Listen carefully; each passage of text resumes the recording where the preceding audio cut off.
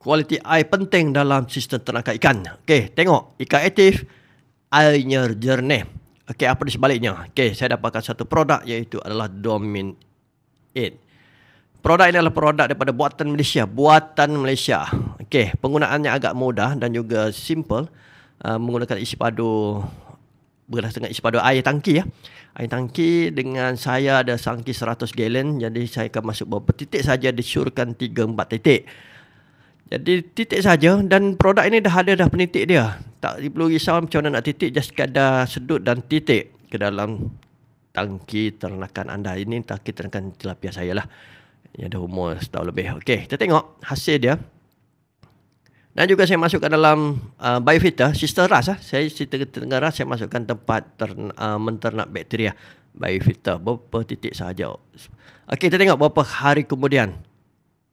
Tengok kejernihan air. Saya tengok kejernihan. Mantap jernih. Inilah Domin 8, produk Malaysia.